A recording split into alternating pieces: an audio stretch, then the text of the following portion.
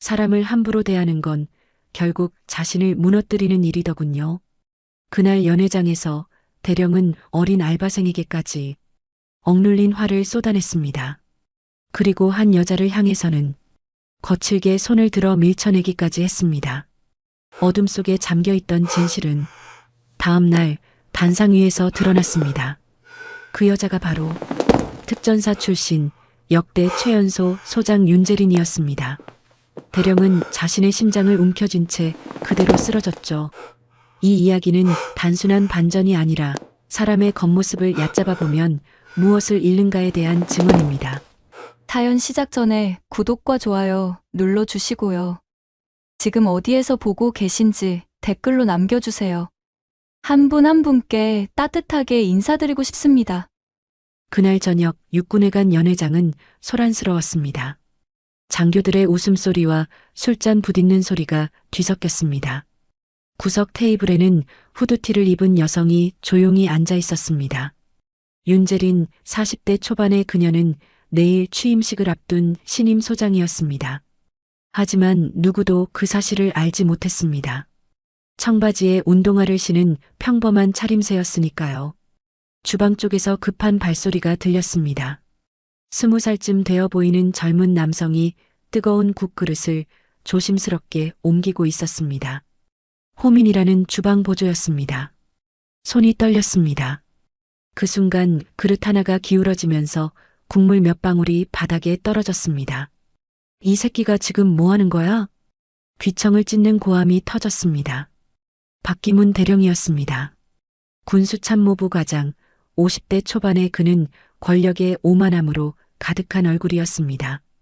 재리는 미동도 하지 않았습니다. 다만 조용히 지켜볼 뿐이었습니다. 죄송합니다. 제가 실수를. 호민이 떨리는 목소리로 사과했습니다. 하지만 박 대령은 듣지 않았습니다. 알바놈이 감히 장교들 앞에서 이 꼴을 내. 이름이 뭐야? 호민입니다. 호민? 귀엽네, 정말. 떨면서 일하는 거 보니까 말이야. 박 대령의 말투에는 비웃음이 가득했습니다. 주변 장교 몇 명이 킥킥거렸습니다. 호민의 얼굴이 붉어졌습니다. 수치심과 분노가 뒤섞인 표정이었습니다. 대령님, 정말 죄송합니다.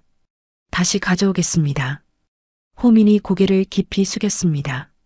하지만 박 대령은 멈추지 않았습니다. 다시 가져온다고? 이미 엎질렀는데? 너 같은 놈은 군대 가서도 이 꼴일 거야. 상관한테 대들다가 얻어맞고 말이지. 박 대령이 탁자 위에 뜨거운 국 그릇을 들어 올렸습니다. 김이 모락모락 피어올랐습니다. 그의 손이 천천히 호민의 머리 위로 향했습니다. 장난이 아니었습니다. 진짜로 쏟으려는 것이었습니다. 이게 얼마나 뜨거운지 한번 느껴볼래? 그 순간 재린이 자리에서 일어났습니다. 빠른 걸음으로 다가갔습니다. 박 대령의 손목이 기울어지는 바로 그 순간 재린의 손이 그의 팔을 잡아챘습니다. 정확하고 강한 힘이었습니다. 그만하시죠. 목소리는 낮고 차분했습니다. 하지만 손목을 제압하는 힘은 확실했습니다. 특전사에서 익힌 관절술이었습니다. 박 대령의 손목이 꺾이면서 그릇이 탁자 위로 다시 내려앉았습니다. 뭐야? 당신 누구야? 박 대령이 재린을 노려봤습니다. 하지만 재린은 대답하지 않았습니다. 그저 호민을 자신의 뒤로 살짝 당겼을 뿐입니다. 괜찮아요? 네. 감사합니다. 호민이 떨리는 목소리로 대답했습니다. 재린은 고개를 끄덕이고는 다시 박 대령을 바라봤습니다. 부하에게 이렇게 하시는 건 적절하지 않습니다. 부하? 저건 부하도 아니고 그냥 알바생이야. 그리고 당신 민간인이 군 내부 일에 왜 끼어들어? 박 대령의 목소리가 점점 커졌습니다. 주변 사람들이 이쪽을 쳐다보기 시작했습니다. 연회장에 긴장이 흘렀습니다. 민간인이든 아니든 사람을 함부로 대하면 안 되는 건 똑같습니다. 아줌마가 뭘 안다고 여기서 훈수를 놔? 당신 지금 장교한테 반말하는 거야? 박 대령이 비웃었습니다. 재린의 차림새를 보고 완전히 무시하는 표정이었습니다. 후드티에 운동화를 신은 평범한 여성쯤으로만 보였던 겁니다. 반말은 아니었습니다. 하지만 대령님께서 방금 하신 행동은 군형법 제62조 모욕죄에 해당할 수 있습니다. 재린의 말에 박 대령의 얼굴이 굳어졌습니다. 주변도 순식간에 조용해졌습니다. 뭐? 군형법?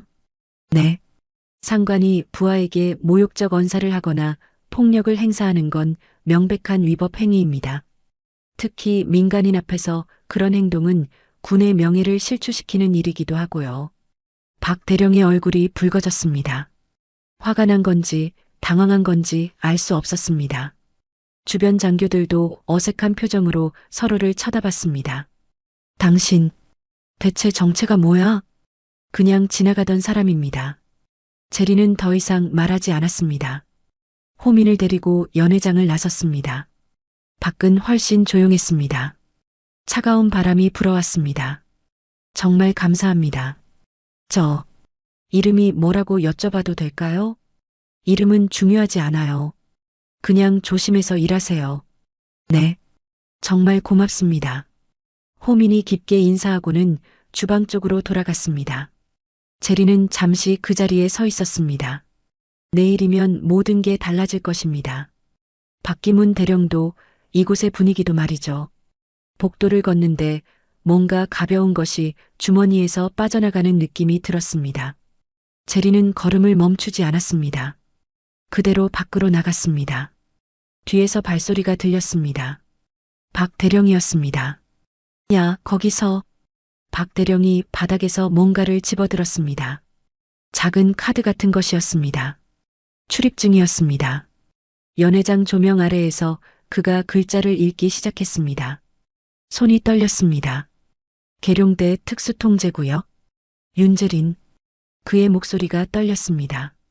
주변 장교들이 하나둘 모여들었습니다. 박 대령의 얼굴이 창백해졌습니다. 출입증에 적힌 마지막 글자를 보는 순간이었습니다. 연회장이 조용해졌습니다. 모두가 박 대령을 바라봤습니다. 그리고 이미 사라진 후드티 여성을 떠올렸습니다. 박 대령의 손에서 출입증이 떨어졌습니다. 바닥에 떨어진 카드에는 선명한 글자가 보였습니다. 윤재린 소장. 박기문 대령의 손이 떨렸습니다. 바닥에 떨어진 출입증을 다시 집어들었습니다. 계룡대 특수통제구역 윤재린 소장. 글자가 선명했습니다. 주변 장교들이 웅성거렸습니다. 대령님, 저게 진짜입니까? 설마 위조 아닐까요? 박 대령은 대답하지 못했습니다. 출입증의 홀로그램과 보안칩이 진짜였습니다. 위조할 수 없는 것들이었습니다. 그는 천천히 고개를 들었습니다. 하지만 후드티를 입은 여성은 이미 사라진 뒤였습니다. 다음 날 아침 박 대령은 일찍 출근했습니다. 밤새 잠을 이루지 못했습니다. 혹시나 하는 마음에 인사과에 전화를 걸었습니다. 신임 소장님 성함이 어떻게 되시죠? 윤재린 소장님이십니다. 오늘 오전 10시에 취임식이 있으신데요. 전화를 끊는 박 대령의 손이 파르르 떨렸습니다. 어제 그 여자가 정말 소장이었다는 뜻입니다. 자신이 아줌마라고 부른 사람이 말입니다. 식은땀이 흘렀습니다. 그날 오후 육군회관 식당에 다시 들렀습니다. 호민이 설거지를 하고 있었습니다. 박 대령이 다가갔습니다. 야, 너. 호민이 깜짝 놀라 돌아봤습니다. 박 대령의 얼굴을 보자 온몸이 굳었습니다. 어제 그 여자 어디 갔는지 아냐? 모릅니다. 저한테는 이름도 안 알려주시고. 쓸모없는 놈. 박 대령이 혀를 찼습니다. 그때 식당 문이 열렸습니다. 윤재린이었습니다. 여전히 후드티 차림이었습니다. 호민을 보러 온 것 같았습니다. 어제는 괜찮았어요? 재린이 호민에게 물었습니다. 호민이 고개를 끄덕였습니다. 네, 덕분에. 정말 감사했습니다. 박 대령이 재린을 봤습니다. 어제와 똑같은 차림새였습니다. 하지만 이제는 달랐습니다.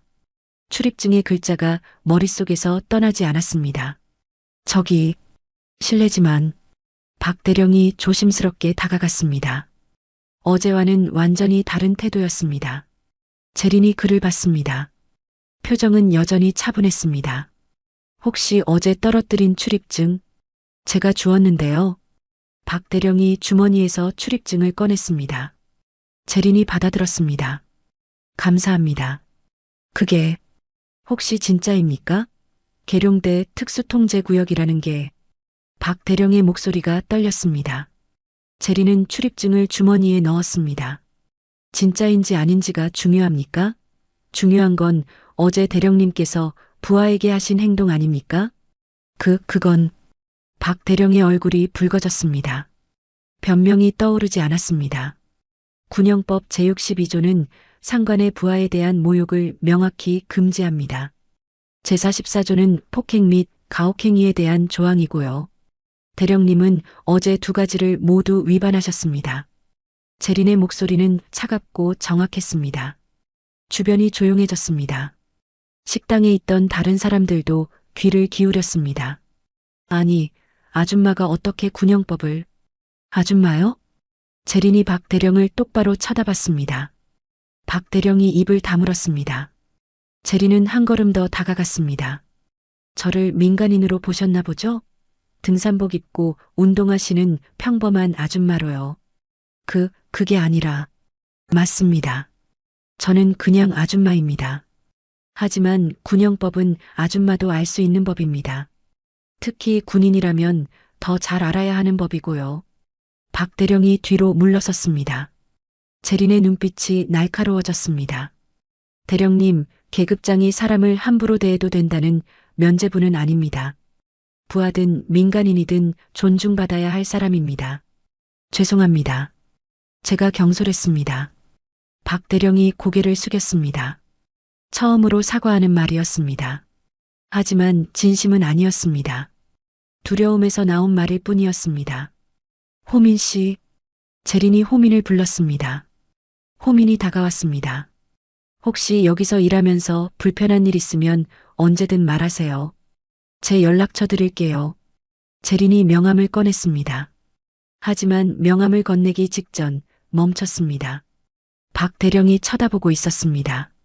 재린은 명함을 다시 주머니에 넣었습니다. 아니, 그냥 여기 식당 전화번호만 알려주세요. 필요하면 제가 연락할게요. 호민이 메모지에 번호를 적었습니다. 재린이 받아들었습니다. 그리고 박 대령을 마지막으로 한번 쳐다봤습니다. 내일 뵙겠습니다, 대령님. 재린이 식당을 나갔습니다. 박 대령은 그 자리에 멍하니 서 있었습니다. 내일 뵙겠습니다라는 말이 무슨 뜻인지 알 수 없었습니다. 계산대로 가는 길에 재린의 주머니에서 또 뭔가가 떨어졌습니다. 작은 카드였습니다. 호민이 그걸 발견했습니다. 주우려다가 글자를 봤습니다.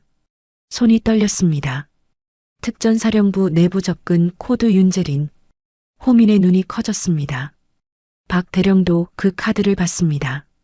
두 사람의 얼굴이 하얗게 변했습니다. 특전사, 그것도 사령부 접근 코드. 이건 단순한 출입증이 아니었습니다. 최고 기밀 수준의 신원 증명이었습니다. 저 사람이 대체... 박 대령의 목소리가 잠겼습니다. 호민이 카드를 집어들고 밖으로 뛰어나갔습니다. 잠깐만요. 이거 떨어뜨리셨어요. 하지만 재린은 이미 주차장 쪽으로 사라진 뒤였습니다. 호민은 카드를 들고 식당으로 돌아왔습니다. 박 대령이 카드를 빼앗듯 가져갔습니다. 손으로 만져봤습니다. 진짜였습니다. 위조가 불가능한 보안칩이 박혀 있었습니다. 내일이면 알게 되겠지. 박 대령이 중얼거렸습니다. 하지만 목소리에는 확신이 없었습니다. 아니, 어쩌면 이미 알고 있었는지도 모릅니다. 다만 인정하고 싶지 않았을 뿐입니다. 자신이 아줌마라고 부른 사람이 군형법을 들먹이던 그 여자가 어쩌면 자신보다 훨씬 높은 계급일 수도 있다는 사실을요. 밤이 깊어갔습니다.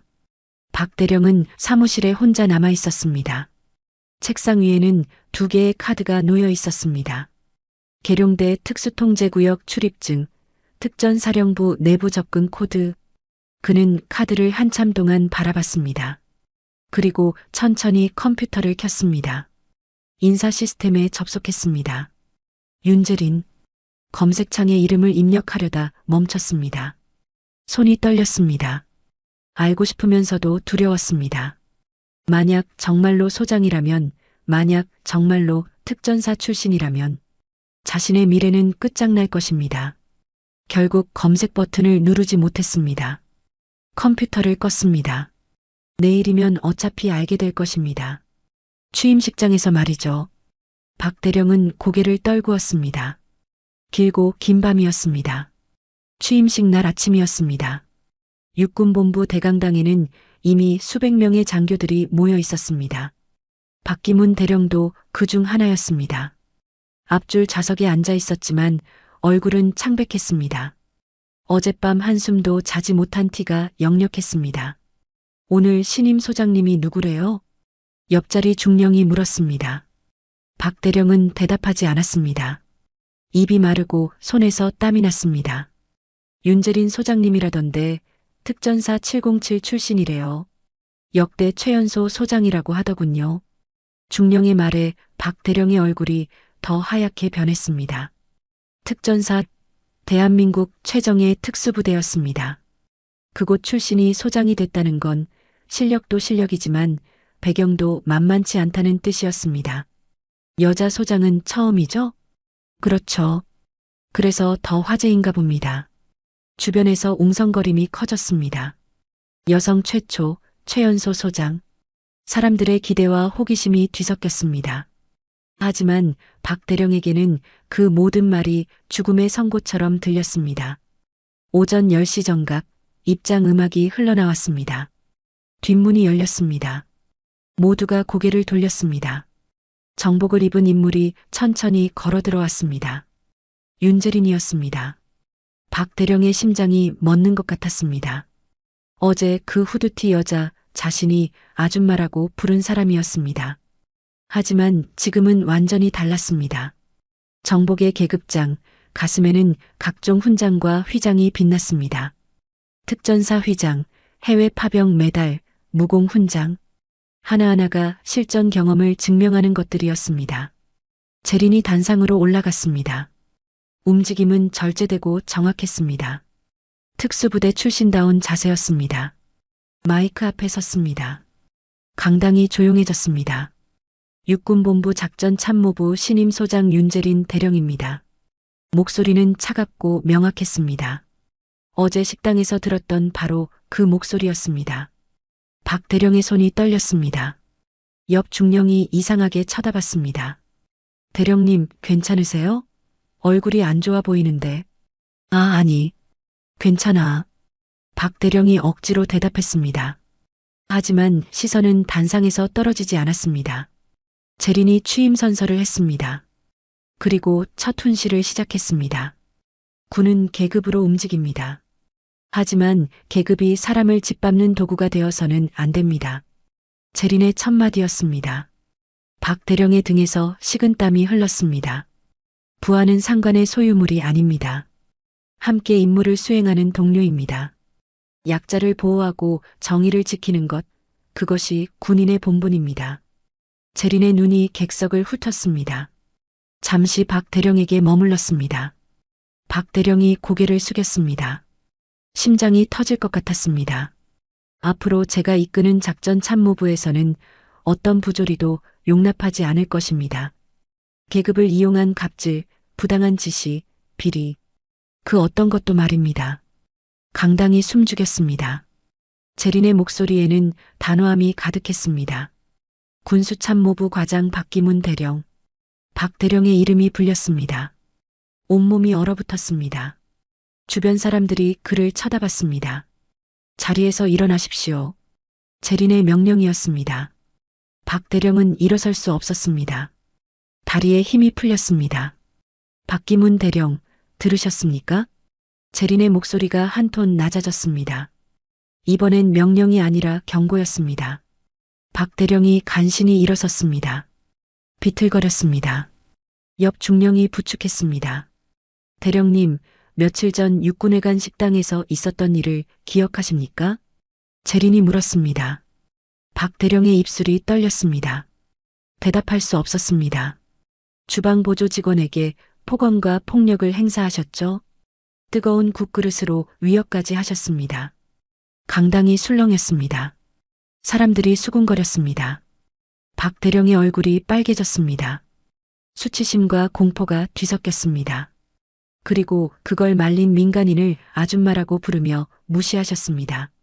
군형법도 모르는 사람 취급하시면서요. 재린의 눈빛이 차가워졌습니다.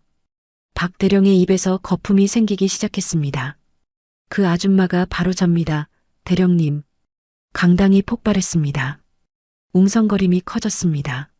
사람들이 놀라서 서로를 쳐다봤습니다. 박 대령은 그 자리에 서 있을 수 없었습니다. 소장님. 죄송합니다. 제가 사과는 저한테 하실 게 아닙니다. 호민 씨한테 하셔야죠. 재린이 말했습니다. 그리고 강당 뒤쪽을 가리켰습니다. 호민이 서 있었습니다. 오늘 취임식을 보러 온 것이었습니다. 박 대령이 호민을 봤습니다. 호민은 고개를 들고 박 대령을 똑바로 쳐다봤습니다. 더 이상 떨지 않았습니다. 대령님 앉으십시오. 재린의 명령이 떨어졌습니다. 박 대령이 주저앉았습니다. 제대로 앉지도 못했습니다. 그냥 의자에 쓰러지듯 떨어졌습니다. 입술에서는 계속 거품이 나왔습니다. 과호흡이었습니다. 대령님, 옆 중령이 소리쳤습니다. 군의관들이 달려왔습니다. 박 대령을 부축했습니다. 하지만 박 대령은 일어서지 못했습니다. 온몸이 떨렸습니다. 공포와 수치심이 그를 짓눌렀습니다. 응급실로 옮기십시오. 재린이 차분히 지시했습니다. 군의관들이 박 대령을 들것에 옮겼습니다. 박 대령이 들것에 실려나갔습니다. 입에서는 여전히 하얀 거품이 나왔습니다. 강당은 충격에 휩싸였습니다. 재린은 다시 마이크 앞에 섰습니다. 표정은 변하지 않았습니다.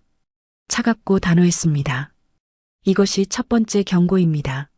앞으로 이런 일이 다시는 없기를 바랍니다. 취임식이 끝났습니다. 사람들이 빠져나갔습니다. 하지만 모두의 머릿속에는 같은 생각이 맴돌았습니다. 윤재린 소장, 그는 만만한 상대가 아니었습니다. 취임식이 끝난 지 사흘이 지났습니다. 윤재린은 새 사무실에서 서류를 검토하고 있었습니다. 신동민 준이가 들어왔습니다. 손에는 두꺼운 파일이 들려 있었습니다. 소장님, 군수참모부 내부 감사 자료입니다. 수고했어요, 준이님. 재린이 파일을 받았습니다. 펼쳐보니 숫자들이 빼곡했습니다. 군납계약, 예산 집행, 물자 관리. 모든 항목에서 이상한 점들이 보였습니다. 단풍회라는 조직 들어보셨습니까? 동민이 조심스럽게 물었습니다. 재린이 고개를 들었습니다. 비공식 친목 모임이라던데요? 겉으로는 그렇습니다. 하지만 실제로는 군 내부 비리 카르텔입니다. 군납 업체들과 유착 관계를 맺고 뒷돈을 챙기죠. 동민이 파일 한 장을 더 꺼냈습니다. 검게탄 종이었습니다. 누군가 태우려다 만 흔적이 역력했습니다. 이게 뭡니까? 단풍의 회원 명단입니다. 박기문 대령 사무실 금고에서 발견했습니다. 불에 타서 대부분 읽을 수 없지만 동민이 특정 부분을 가리켰습니다. 한 이름만 선명하게 남아 있었습니다. 마상권 예비역 중장. 재린의 눈빛이 날카로워졌습니다. 마상권 육군에서 누구나 아는 이름이었습니다. 10년 전 예편했지만 여전히 군에 큰 영향력을 행사하는 인물이었습니다. 이 사람이 단풍회의 핵심이라는 겁니까? 그렇습니다. 명단에 남은 유일한 이름이 이 사람입니다. 다른 이름들은 모두 태워졌지만 이 부분만 불이 채 번지지 않았습니다. 재린은 탄 종이를 들여다봤습니다. 마상권이라는 이름 주변으로 다른 글자들이 희미하게 보였습니다. 총책, 청해 대표, 군납 총괄. 단어들이 조각조각 남아 있었습니다. 증거가 더 필요합니다. 이것만으로는 부족해요. 알고 있습니다. 그래서 다른 자료를 더 찾고 있습니다. 동민이 노트북을 펼쳤습니다. 화면에는 복잡한 거래 내역이 떠올랐습니다. 지난 5년간 군수참모부에서 집행한 예산 중 30%가 특정 업체들로 흘러갔습니다. 모두 단풍에 관련 업체들입니다. 박기문 대령도 연루돼 있습니까? 깊이 연루돼 있습니다. 실무 총책 역할을 했던 것 같습니다. 재린이 고개를 끄덕였습니다. 취임식 때 박 대령을 공개적으로 경고한 이유가 바로 이것이었습니다. 단순히 갑질 때문이 아니라 더 큰 비리를 캐내기 위함이었습니다. 호민 씨는 괜찮습니까? 네, 걱정하지 않으셔도 됩니다. 아르바이트는 그만두고 집에 있습니다. 연락드리겠습니다. 증언이 필요할 수도 있으니까요. 재린이 전화기를 들었습니다. 호민의 번호로 전화를 걸었습니다. 몇 번의 신호음 끝에 호민이 받았습니다. 여보세요? 호민 씨, 윤재린입니다. 괜찮으세요? 아, 소장님. 네, 괜찮습니다. 그날 취임식에서 정말 감사했습니다. 호민의 목소리는 밝았습니다. 더 이상 떨리지 않았습니다. 혹시 불편한 일 없으셨어요? 아니요, 전혀요. 오히려 속이 시원했습니다. 재린이 미소 지었습니다. 하지만 곧 표정이 굳어졌습니다. 전화 너머로 이상한 소리가 들렸습니다. 무거운 엔진 소리였습니다. 호민 씨, 지금 어디세요? 집 근처 산책로입니다. 운동 좀 하려고. 혹시 주변에 차 있습니까? 네. 차요? 아, 뒤에 군용차 한 대가 있긴 한데. 근처 부대 차량인가 봅니다. 재린의 얼굴이 굳었습니다. 군용차가 민간인 산책로에 있을 이유가 없었습니다. 호민 씨, 지금 당장 사람 많은 곳으로 가세요. 네. 왜요? 설명은 나중에 하겠습니다. 일단 움직이세요. 빨리요. 재린의 목소리가 급해졌습니다. 동민이 이상함을 느끼고 다가왔습니다. 소장님, 무슨 일입니까? 차 준비하세요. 지금 당장. 동민이 즉시 움직였습니다. 재린은 계속 전화를 붙들고 있었습니다.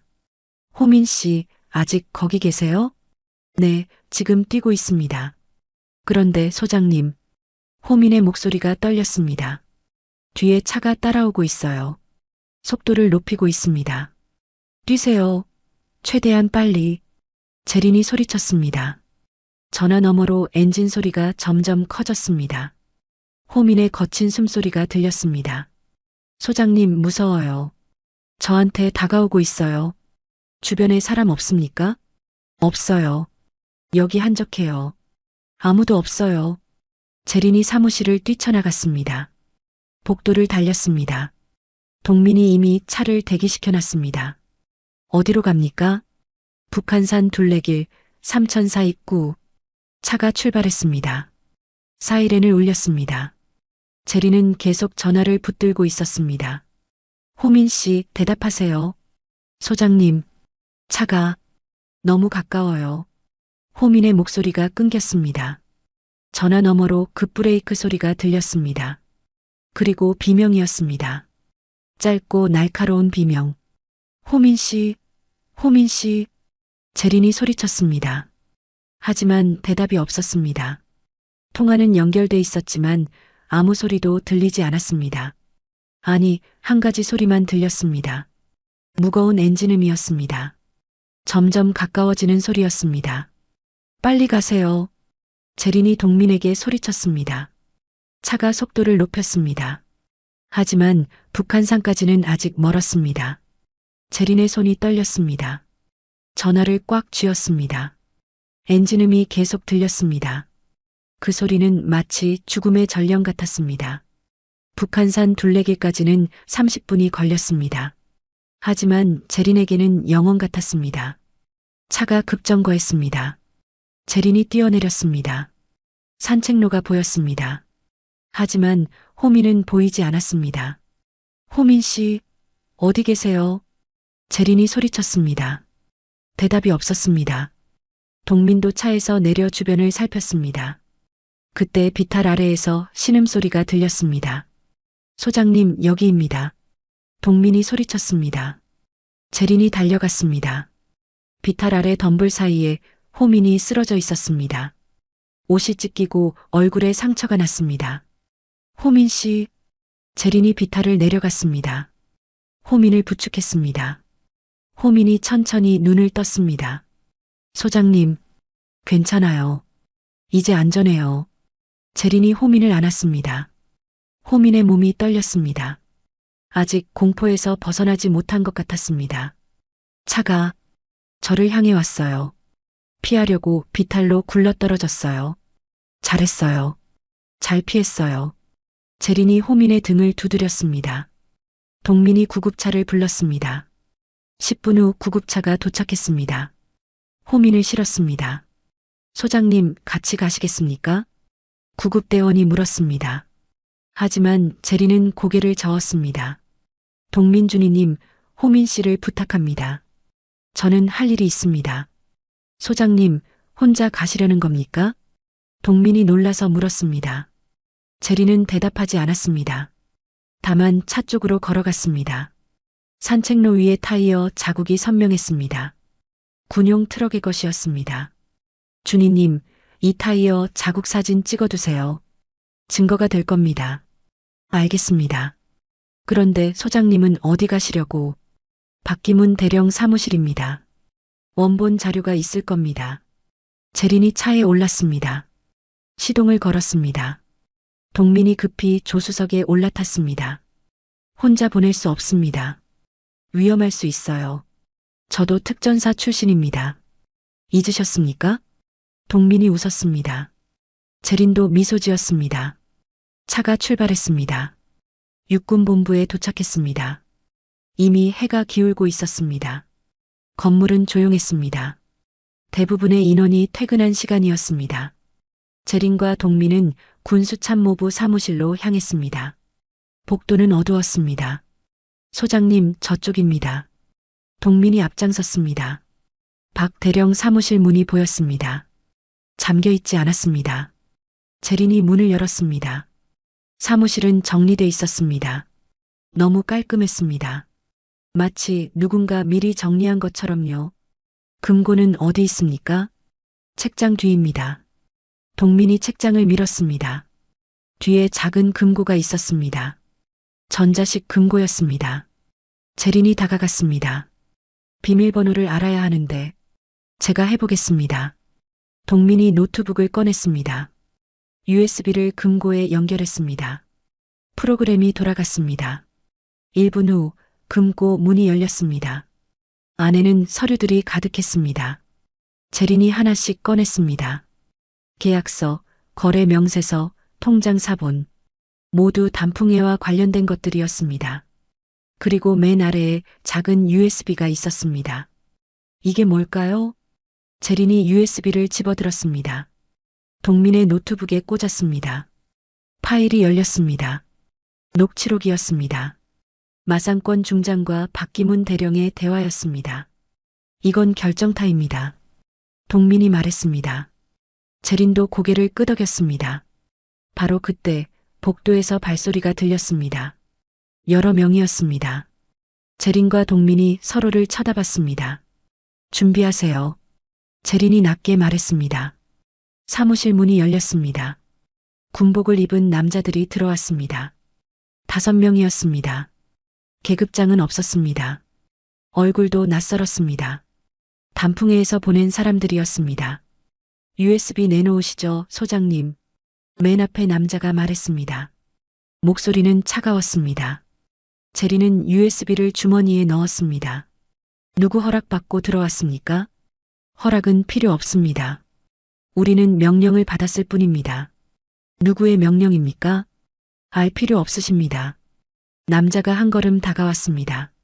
손에는 권총이 들려 있었습니다. 소음기가 달려 있었습니다. 재린의 눈빛이 차갑게 변했습니다. 군인이 상관에게 총을 겨누는 겁니까? 우리는 군인이 아닙니다. 계약직입니다. 남자가 웃었습니다. 재린은 움직이지 않았습니다. 동민이 천천히 옆으로 이동했습니다. 남자들이 동민을 향해 총을 돌렸습니다. 움직이지 마세요, 준이님. 소장님, 어떻게 하시겠습니까? 동민이 조용히 물었습니다. 재린은 대답하지 않았습니다. 다만 남자들을 쳐다봤습니다. 5명 모두 무장돼 있었습니다. 하지만 자세가 흐트러져 있었습니다. 제대로 훈련받지 못한 사람들이었습니다. 마지막으로 묻겠습니다. USB 내놓으시겠습니까? 안 됩니다. 재린이 단호하게 말했습니다. 남자가 방아쇠에 손을 올렸습니다. 바로 그 순간 재린이 움직였습니다. 특전사에서 익힌 근접 격투술이었습니다. 남자의 손목을 꺾었습니다. 총이 바닥에 떨어졌습니다. 동민도 움직였습니다. 가장 가까운 남자를 제압했습니다. 관절을 꺾어 바닥에 눕혔습니다. 나머지 3명이 총을 쏘려 했습니다. 하지만 재린이 더 빨랐습니다. 탁자를 차서 넘어뜨렸습니다. 남자들이 비틀거렸습니다. 준이님 밖으로. 재린이 소리쳤습니다. 두 사람이 사무실을 뛰쳐나갔습니다. 뒤에서 총소리가 들렸습니다. 소음기 때문에 작은 소리였습니다. 탕, 탕. 벽에 총알이 박혔습니다. 복도를 달렸습니다. 비상구가 보였습니다. 재린이 문을 열었습니다. 계단이었습니다. 아래로 내려갔습니다. 발소리가 뒤따라왔습니다. 남자들이 쫓아오고 있었습니다. 차로 가야 합니다. 동민이 외쳤습니다. 1층에 도착했습니다. 주차장으로 나갔습니다. 재린의 차가 보였습니다. 뛰어갔습니다. 시동을 걸었습니다. 소장님, 뒤에서 옵니다. 동민이 소리쳤습니다. 남자들이 주차장으로 나왔습니다. 총을 들고 있었습니다. 재린이 엑셀을 밟았습니다. 차가 튀어나갔습니다. 뒤에서 총소리가 들렸습니다. 유리창이 깨졌습니다. 숙이세요. 재린이 소리쳤습니다. 차가 주차장을 빠져나갔습니다. 도로로 나왔습니다. 백미러를 봤습니다. 검은 승합차 2대가 따라오고 있었습니다. 추격해오고 있습니다. 알고 있어요. 재린이 핸들을 꺾었습니다. 차가 좁은 골목으로 들어갔습니다. 승합차들도 따라왔습니다. 거리가 좁혀졌습니다. 준이님 전화하세요. 헌병대로. 동민이 전화를 꺼냈습니다. 하지만 승합차가 더 가까이 왔습니다. 옆으로 붙었습니다. 유리창이 내려갔습니다. 총구가 보였습니다. 소장님. 재린이 급브레이크를 밟았습니다. 승합차가 앞으로 튀어나갔습니다. 재린이 핸들을 꺾었습니다. 반대 방향으로 돌았습니다. 승합차들이 급히 유턴했습니다. 지하 금고로 갑니다. 네. 어디 지하 금고 말입니까? 육군본부 문서고입니다. 원본을 확보해야 끝이 납니다. 재린이 다시 엑셀을 밟았습니다. 차가 달렸습니다. 승합차들이 뒤따랐습니다. 밤은 깊어갔습니다. 추격은 계속됐습니다. 육군본부 지하 문서고는 깊숙한 곳에 있었습니다. 재린과 동민은 후문으로 들어왔습니다. CCTV를 피해 이동했습니다. 승합차들은 정문 쪽에서 대기 중이었습니다. 소장님, 정말 여기 원본이 있습니까? 박기문 대령이 모든 걸 금고에 보관했을 리 없어요. 진짜 중요한 건 따로 숨겼을 겁니다. 재린이 지하 계단을 내려갔습니다. 3층을 내려가니 철문이 나왔습니다. 생체 인식 시스템이었습니다. 재린이 손바닥을 올렸습니다. 문이 열렸습니다. 안은 서늘했습니다.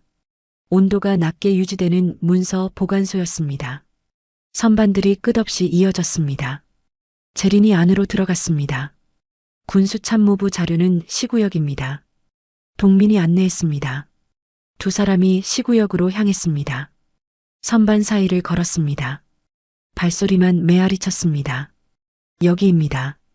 동민이 특정 선반을 가리켰습니다. 재린이 파일들을 뒤졌습니다. 대부분 일반 행정 문서였습니다. 하지만 맨 뒤쪽에 작은 금고가 있었습니다. 방탄 유리로 된 문이었습니다. 이게 뭡니까? 특급 기밀 보관함입니다. 소장급 이상만 접근할 수 있습니다. 재린이 다가갔습니다. 생체 인식 센서에 손을 올렸습니다. 문이 열렸습니다. 안에는 서버 하나와 장부 몇 건이 있었습니다. 이게 원본입니다. 재린이 장부를 꺼냈습니다. 펼쳐보니 거래 내역이 빼곡했습니다. 날짜, 금액, 업체명, 담당자, 모든 게 기록돼 있었습니다. 그리고 맨 뒤 페이지에는 서명들이 있었습니다. 마상권. 재린이 중얼거렸습니다. 중장의 서명이었습니다. 옆에는 박기문을 비롯한 여러 장교들의 서명이 있었습니다. 단풍회의 실체를 증명하는 결정적 증거였습니다. 서버도 가져가야 합니다. 동민이 서버를 들었습니다. 무거웠지만 들고 갈 만했습니다. 재린이 장부를 가방에 넣었습니다. 바로 그때 위에서 발소리가 들렸습니다. 여러 명이었습니다. 찾았습니다. 지하에 있습니다. 누군가의 목소리였습니다. 재린과 동민이 서로를 쳐다봤습니다. 포위됐습니다. 비상구는 없습니까? 여기는 지하 3층입니다. 비상구는 반대편에 있습니다. 발소리가 가까워졌습니다. 계단을 내려오는 소리였습니다. 재린이 주변을 살폈습니다. 선반들 사이로 숨을 곳을 찾았습니다. 저쪽으로 가죠. 두 사람이 깊숙한 곳으로 이동했습니다. 불을 껐습니다. 어둠이 내려앉았습니다. 발소리가 더 가까워졌습니다. 철문이 열리는 소리가 들렸습니다. 불을 켜라. 명령이 떨어졌습니다. 형광등이 켜졌습니다. 문서고가 밝아졌습니다. 남자들이 들어왔습니다. 10명쯤 됐습니다. 모두 무장하고 있었습니다. 시구역을 봉쇄해라. 또 다른 목소리였습니다. 더 나이 든 목소리였습니다. 재린이 조심스럽게 고개를 내밀었습니다. 입구 쪽에 한 남자가 서 있었습니다. 60대 중반 민간인 차림이었습니다. 하지만 자세는 군인이었습니다. 마상권. 재린이 작게 중얼거렸습니다. 예비역 중장이었습니다. 직접 나온 것입니다. 상황이 얼마나 급박한지 알 수 있었습니다. 윤재린 소장 나오시죠. 마상권이 말했습니다. 목소리는 차분했습니다. 재린은 대답하지 않았습니다. 마상권이 웃었습니다. 숨어봤자 소용없습니다. 여기는 밀폐된 공간입니다. 나갈 곳이 없어요. 재린이 천천히 일어섰습니다. 선반 사이에서 나왔습니다. 동민도 따라 나왔습니다. 서버를 들고 있었습니다. 남자들이 총을 겨눴습니다. 서버와 장부를 내놓으시죠. 안 됩니다. 재린이 단호하게 말했습니다. 마상권이 한 걸음 다가왔습니다. 고집 부리지 마세요, 소장. 이건 당신이 감당할 수 있는 일이 아닙니다. 군을 썩게 만든 건 당신입니다, 중장님. 재린의 목소리에 분노가 섞였습니다. 마상권의 표정이 굳어졌습니다. 썩다니, 그건 오해입니다. 우리는 그저 필요한 일을 했을 뿐입니다. 군도 돈이 필요하니까요. 군납 비리를 정당화하는 겁니까? 정당화가 아닙니다. 현실입니다. 예산은 부족하고 필요한 건 많습니다. 민간 업체들과 협력하는 건 당연한 일입니다. 협력이 아니라 유착입니다. 뒷돈을 받고 특정 업체에 계약을 몰아준 겁니다. 재린이 장부를 들어 올렸습니다. 마상권의 얼굴이 일그러졌습니다. 그 장부를 내놓으세요. 안 됩니다. 이건 증거입니다. 당신과 단풍회를 처벌할 증거입니다. 처벌? 누가 누굴 처벌한다는 겁니까? 마상권이 비웃었습니다. 하지만 눈빛은 차가웠습니다. 당신은 그저 신임 소장일 뿐입니다. 군 전체를 적으로 돌릴 생각입니까? 군 전체가 아닙니다. 당신과 당신 편에 선 사람들일 뿐입니다. 순진하군요. 마상권이 고개를 저었습니다. 그리고 손을 들었습니다. 남자들이 한 걸음씩 다가왔습니다. 포위망이 좁혀졌습니다. 마지막으로 묻겠습니다. 내놓으시겠습니까? 절대 안 됩니다. 재린의 대답이었습니다. 마상권이 한숨을 쉬었습니다. 그리고 손을 내렸습니다. 신호였습니다. 남자들이 총을 들어 올렸습니다. 바로 그 순간 모든 불이 꺼졌습니다. 갑작스러운 정전이었습니다. 문서고가 완전한 어둠에 잠겼습니다. 재린이 재빨리 움직였습니다. 동민의 손을 잡고 옆으로 굴렀습니다. 탕! 총소리가 울렸습니다. 어둠 속에서 총구 화염이 번쩍였습니다. 선반에 총알이 박혔습니다. 재린과 동민은 이미 다른 곳으로 이동한 뒤였습니다. 불을 켜, 빨리. 마상권이 소리쳤습니다. 하지만 불은 켜지지 않았습니다. 누군가 전원을 차단한 것이었습니다. 어둠 속에서 발소리만 울렸습니다. 그리고 낮은 목소리가 들렸습니다. 소장님, 준비됐습니다. 동민의 목소리였습니다. 재린이 미소 지었습니다. 어둠이 그들의 편이 됐습니다. 싸움은 이제 시작이었습니다. 사흘이 지났습니다. 육군본부 대회의실에는 장성급 장교들이 모여 있었습니다. 비상장교단 회의였습니다. 긴급 소집이었습니다. 윤재린 소장이 직접 요청한 회의였습니다. 도대체 무슨 일입니까? 한준장이 불만스럽게 물었습니다. 다른 장교들도 웅성거렸습니다. 갑작스러운 소집에 모두 당황한 표정이었습니다. 곧 알게 되실 겁니다. 재린이 단상 위에 섰습니다. 옆에는 동민이 노트북을 준비하고 있었습니다. 스크린이 내려왔습니다. 회의실이 조용해졌습니다. 오늘 여러분께 보여드릴 것은 우리 군의 치부입니다. 재린이 말했습니다. 장교들이 술렁였습니다. 군수참모부를 중심으로 한 조직적 비리가 있었습니다. 단풍회라는 이름으로 운영된 카르텔이었습니다. 스크린에 장부가 떠올랐습니다. 거래 내역들이 빼곡했습니다. 장교들이 앞으로 몸을 기울였습니다.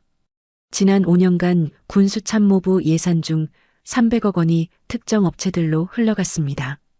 정상적인 입찰 없이 뒷거래로 말입니다. 화면이 바뀌었습니다. 계약서들이 나타났습니다. 서명란에는 여러 장교들의 이름이 있었습니다. 박기문 대령이 실무를 담당했습니다. 하지만 그 위에는 더 큰 손이 있었습니다. 재린이 다음 화면을 띄웠습니다. 마상권의 서명이 크게 확대됐습니다. 회의실이 술렁였습니다. 마상권 예비역 중장입니다. 뭐라고요? 한 소장이 벌떡 일어섰습니다. 마상권은 군에서 존경받는 인물이었습니다. 그의 이름이 나오자 충격이 컸습니다. 증거가 있습니까? 있습니다. 재린이 USB를 꺼냈습니다. 동민이 노트북에 꽂았습니다. 녹음 파일이 재생됐습니다. 이번 계약은 조용히 처리해. 입찰 공고는 형식적으로만 하고. 마상권의 목소리였습니다. 명확했습니다. 알겠습니다, 중장님. 하지만 금액이 크다 보니 문제가 생길 수 있습니다. 박기문의 목소리였습니다. 문제? 누가 감히 우리한테 뭐라고 하겠어? 우리가 군을 움직이는 사람들이야. 회의실이 조용해졌습니다. 녹음은 계속됐습니다. 구체적인 금액, 업체명, 담당자까지 나왔습니다. 부인할 수 없는 증거였습니다. 이게 전부가 아닙니다. 재린이 또 다른 파일을 열었습니다. 동영상이었습니다. CCTV 화면이었습니다. 마상권이 군납업체 사장과 만나는 장면이었습니다. 돈 봉투가 오갔습니다. 이 영상은 작년 10월에 촬영됐습니다. 장소는 서울 강남의 한 호텔입니다. 장교들이 웅성거렸습니다. 이제는 부인할 수 없었습니다. 증거가 너무 명확했습니다. 그리고 이것도 보십시오. 재린이 명단을 띄웠습니다. 단풍의 회원 명단이었습니다. 불에 탔던 그 명단을 복원한 것이었습니다. 여러 장교들의 이름이 있었습니다. 대령 5명, 준장 2명이 연루돼 있습니다. 모두 군수 관련 부서입니다. 회의실이 술렁였습니다. 명단에 있는 장교들의 얼굴이 하얗게 변했습니다. 그리고 이분들도 관련이 있습니다. 재린이 또 다른 명단을 띄웠습니다. 육군에 간 식당에서 호민을 괴롭힌 장교들이었습니다. 박기문과 함께 갑질을 일삼던 사람들이었습니다. 이분들은 직접적인 비리에는 관여하지 않았습니다. 하지만 부하들을 괴롭히고 권력을 남용했습니다. 이 역시 처벌 대상입니다. 재린의 목소리는 단호했습니다. 더 이상 누구도 반박하지 않았습니다. 바로 그때 회의실 문이 열렸습니다. 헌병들이 들어왔습니다. 그리고 그 뒤에 마상권이 있었습니다. 수갑이 채워진 채였습니다. 마상권 예비역 중장입니다. 헌병대장이 말했습니다. 마상권을 단상 앞으로 데려왔습니다. 모두가 그를 쳐다봤습니다. 할 말 있으십니까? 재린이 물었습니다. 마상권은 재린을 똑바로 쳐다봤습니다. 눈빛은 여전히 차가웠습니다. 당신이 이겼군요, 소장. 제가 이긴 게 아닙니다. 정의가 이긴 겁니다. 정의? 마상권이 비웃었습니다. 정의 따위가 군을 움직이는 줄 알아요? 돈과 권력이 움직이는 겁니다. 그래서 당신은 실패한 겁니다, 중장님. 재린의 대답이었습니다. 마상권의 얼굴이 일그러졌습니다. 연행하십시오. 재린이 헌병대장에게 말했습니다. 헌병들이 마상권을 끌고 나갔습니다. 마상권이 문 앞에서 멈췄습니다. 재린을 돌아봤습니다. 끝났다고 생각하나? 마상권의 목소리가 낮게 깔렸습니다. 재린은 대답하지 않았습니다. 헌병들이 마상권을 완전히 끌고 나갔습니다. 문이 닫혔습니다. 회의실이 조용했습니다. 모두가 충격에 빠져 있었습니다. 재린이 다시 마이크 앞에 섰습니다. 명단에 있는 장교들은 즉시 직위 해제됩니다. 조사가 진행될 것입니다. 명단에 있던 장교들이 고개를 떨궜습니다. 재린은 계속 말했습니다. 그리고 호민 씨를 괴롭힌 장교들도 징계 대상입니다. 계급을 이용한 갑질은 용납할 수 없습니다. 해당 장교들의 얼굴이 창백해졌습니다. 재린은 회의실을 둘러봤습니다. 이제 우리 군은 달라져야 합니다. 계급이 권력 남용의 도구가 돼서는 안 됩니다. 부하는 보호받아야 할 동료입니다. 박수가 터졌습니다. 몇몇 장교들이 일어섰습니다. 박수는 점점 커졌습니다. 회의실 전체가 기립박수를 쳤습니다. 재린은 조용히 단상에서 내려왔습니다. 동민이 다가왔습니다. 해냈습니다, 소장님. 아직 끝난 게 아닙니다. 이제 시작입니다. 재린이 말했습니다. 마상권의 마지막 말이 아직 귓가에 맴돌았습니다. 끝났다고 생각하나? 무슨 뜻이었을까요? 재린은 알 수 없었습니다. 하지만 경계를 늦추지 않기로 했습니다. 석 달이 지났습니다. 군 복지관 1층에 작은 카페가 문을 열었습니다. 평온이라는 이름이었습니다. 주인은 젊은 남성이었습니다. 호민이었습니다. 어서 오세요. 호민이 밝게 인사했습니다. 손님이 들어왔습니다. 군복을 입은 사람들이었습니다. 하지만 분위기는 편안했습니다. 더 이상 계급으로 누르는 공기가 없었습니다. 아메리카노 2잔 주세요. 네, 잠시만 기다려주세요. 호민이 커피를 내렸습니다. 손놀림이 능숙했습니다. 지난 석 달간 바리스타 교육을 받았습니다. 윤재린 소장이 지원해 준 것이었습니다. 문이 열렸습니다. 재린이었습니다. 민간인 차림이었습니다. 후드티와 청바지, 운동화.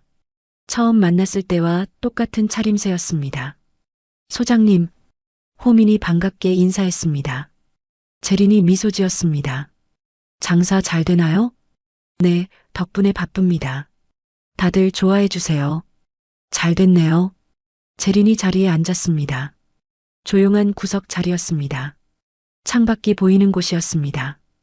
호민이 커피를 가져왔습니다. 오늘은 뭘 드릴까요? 카페라떼 한 잔 주세요. 네, 금방 만들어 드릴게요. 호민이 다시 바로 갔습니다. 재린은 창밖을 바라봤습니다. 복지관 마당에는 군인들이 여유롭게 걷고 있었습니다. 웃는 얼굴들이었습니다. 석 달 전과는 많이 달라진 모습이었습니다. 단풍의 사건 이후 군의 분위기가 바뀌었습니다. 부조리를 신고하는 시스템이 만들어졌습니다. 갑질을 하는 상관은 즉시 조사를 받았습니다. 부하들은 더 이상 두려워하지 않았습니다. 카페라떼 나왔습니다. 호민이 커피를 내려놓았습니다. 하트 모양 라떼 아트가 예뻤습니다. 실력이 늘었네요. 많이 연습했어요. 소장님께서 좋은 기회를 주셔서 감사합니다.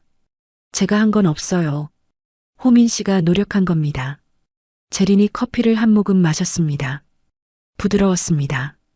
호민의 정성이 느껴졌습니다. 그런데 소장님, 오늘은 왜 민간인 차림이세요?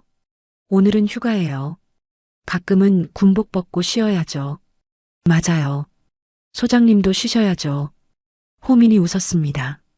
석 달 전 그 떨리던 목소리는 이제 없었습니다. 당당하고 밝은 청년이 됐습니다. 문이 또 열렸습니다. 신동민 준이었습니다. 그도 민간인 차림이었습니다. 소장님, 여기 계셨군요. 준희님도 휴가세요? 네, 오늘은 쉬는 날입니다. 동민이 재린 옆에 앉았습니다. 호민이 다가왔습니다. 뭘 드릴까요? 저도 카페라떼요. 네, 금방 만들어 드릴게요. 호민이 다시 바로 갔습니다. 동민이 재린을 쳐다봤습니다. 요즘 어떠십니까? 괜찮아요. 바쁘지만 보람 있습니다. 마상권 중장 재판은 어떻게 됐습니까? 1심에서 징역 10년이 나왔습니다. 항소했지만 뒤집히기는 어려울 겁니다.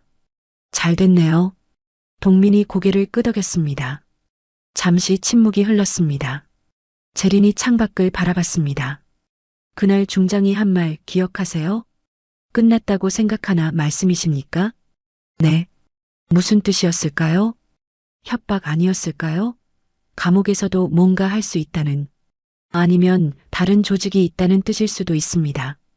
재린의 목소리가 낮아졌습니다. 동민도 심각해졌습니다. 단풍회가 전부가 아닐 수도 있다는 말씀이십니까? 가능성은 있습니다. 하지만 지금은 증거가 없어요. 계속 조사하시겠습니까?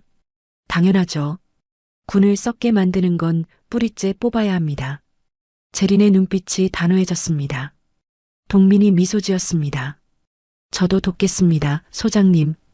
고맙습니다, 준희님. 호민이 커피를 가져왔습니다. 동민에게 건넸습니다. 맛있게 드세요. 고맙습니다. 동민이 커피를 마셨습니다. 세 사람은 잠시 조용히 앉아 있었습니다. 카페는 평화로웠습니다. 부드러운 음악이 흘렀습니다. 손님들의 웃음소리가 들렸습니다. 이런 평온이 계속됐으면 좋겠습니다. 호민이 말했습니다. 재린이 고개를 끄덕였습니다. 그럴 거예요. 우리가 지킬 겁니다. 네, 소장님. 호민이 다시 일하러 갔습니다. 재린은 커피를 천천히 마셨습니다. 창밖에 햇살이 따뜻했습니다. 오랜만에 느끼는 여유였습니다. 소장님, 동민이 불렀습니다. 재린이 고개를 돌렸습니다. 뭡니까? 앞으로도 계속 이렇게 싸우실 겁니까? 물론입니다. 그게 제 임무니까요. 힘들지 않으세요? 힘들죠. 하지만 누군가는 해야 할 일입니다. 재린이 미소 지었습니다. 피곤해 보였지만 눈빛은 여전히 강했습니다. 이제는 평온도 지켜야죠. 재린이 카페 이름을 보며 말했습니다. 평온.